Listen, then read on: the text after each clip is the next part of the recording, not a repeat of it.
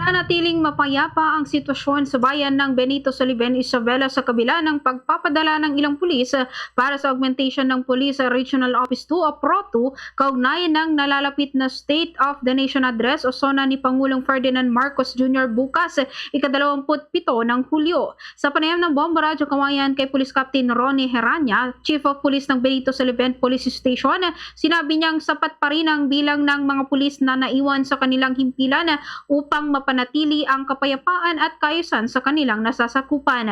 Ayon kay Police Captain Heranya, kabilang sa mga pangunahing insidenteng kanilang minomonitor ay ang mga minor vehicular accident sa iba't ibang bahagi ng bayan na kadalasan anyang dulot ng pagmamaneho habang nasa impluwensya ng alak. Dahil dito, muli niyang pinalalahanan ang publiko na huwag magmaneho kapag nakainom ng nakalalasing na inumin.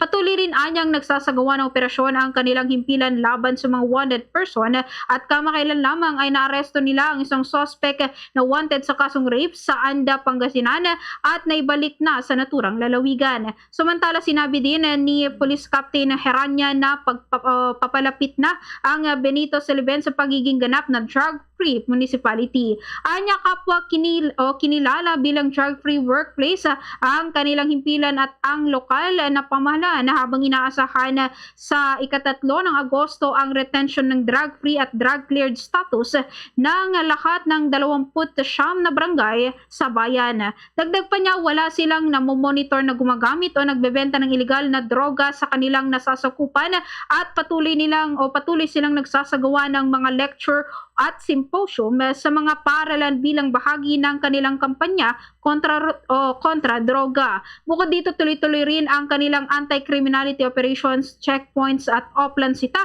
habang nagkikipag-ugnayan o nagkikipagtulungan sa LGU Benito Soliven para sa pagtatayo ng command center at paglalagay ng mga CCTV camera sa iba't ibang bahagi ng bayan upang higit pang mapalakas ang seguridad ng komunidad. Ganito ang bahagi ng pahayag ni Police Captain Ronnie Heranya.